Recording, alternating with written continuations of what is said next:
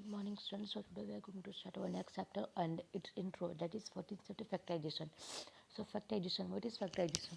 So we have uh, representation of an algebraic expression as the product of two or more expressions. कि algebraic expressions जो है, ठीक है, as a product हम लोग लिखते हैं किसी भी दो या उससे ज़्यादा एक्सप्रेशंस के, उससे फैक्टराइजेशन बोलते हैं, उसे एक्सपेंड करते हैं फैक्टर्स से.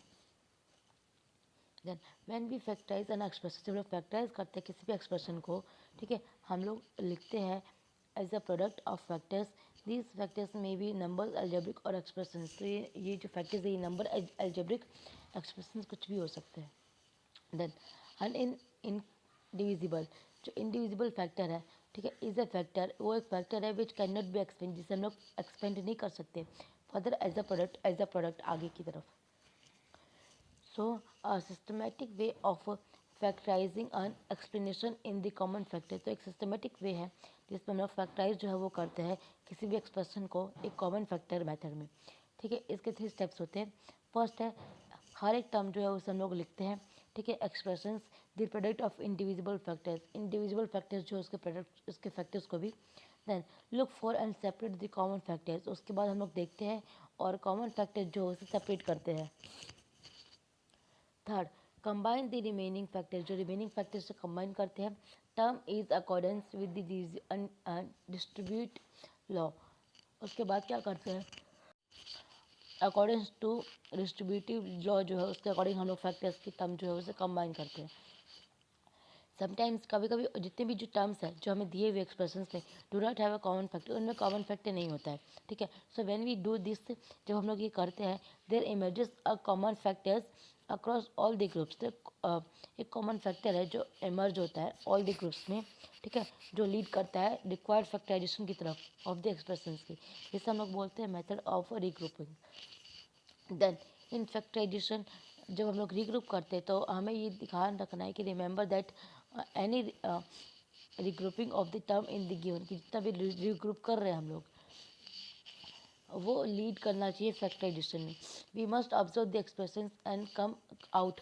हमें ऑब्जर्व करना है एक्सप्रेशन को और बाहर और फिर एक कंक्लूजन में आना है with the desired regrouping by terms and errors, जिसमें लोग एक रीग्रुप हो ट्रायल का एंड एरर्स का. A number of expressions to be factorized are of the form or can be put into the form. जो नंबर हम लोग factorise करते हैं या तो वो क्या होता है फॉर्म में आ जाते हैं या फिर हमें लाने पड़ते हैं. जैसे एग्जांपल है a square plus 2ab plus b square, फिर a square minus 2ab plus b square, या फिर a square minus b square और a x square and x square plus a plus b x plus a b identities है. ये forms है, इस forms में हमें एक्सप्रेशंस को लाना होता है फैक्टराइज करके. देन नेक्स्ट यहाँ पे हमारे पास है दीज एक्सप्रेशंस कैन बी. ये जो एक्सप्रेशन है इससे हम लोग फैक्टराइज कर सकते हैं using identity first second third and fourth. First को तो मैंने आपको बताया, इस चारों मैंने बता चुका है आपको. Then an expressions which have factors of the type. अब यहाँ पे ऐसे एक्सप्रेशन जिनके जो फैक्टर्स होते हैं वो इस टाइप के होते हैं, एक्सप्रेस ए और express B. So remember the numerical term. तो न्यूमेरिकल टर्म में हमें वो रिमेंबर रखना है, ठीक है, जो गिवन है A B, it's factors A and B. उसके फैक्टर्स क्या हो जाएंगे, ए एंड बी उसके फैक्टर्स हो जाएंगे. So should be so chosen that their sum with signs taken or care of is the coefficient of x. तो यहाँ पे क्या है कि जो साइंस है वो टेक केयर करेंगे कोफिशिएंट x का. देन अब हमें ये पता है कि इन द केस ऑफ नंबर्स का केस आता है तो डिवीजन जो है वो इन्वर्स और मल्टीप्लिकेशन भी होता है, ठीक है. So this idea is applicable also to the division of algebraic expressions. तो यही जो आइडिया है वो एल्जेब्रिक एक्सप्रेशंस में भी अप्लाई किया जाता है. इन द केस ऑफ डिवीजन, जब डिवीजन होता है पॉलिनोमियल का बाय मोनोमियल, हम लोग ये बोल सकते हैं कि carry out the division either by dividing each term of the polynomial. हम लोग डिवाइडिंग करके भी निकाल सकते हैं और by the common factors method. तो by the common factor method से भी हम लोग निकाल सकते हैं. Then in the case of division, जब हम लोग डिवीजन की बात करें पॉलिनोमियल की, ठीक है, so by a polynomial we can not produce by dividing. हम लोग सिर्फ डिवाइडिंग जो है उसी से ही प्रोसीड नहीं कर सकते.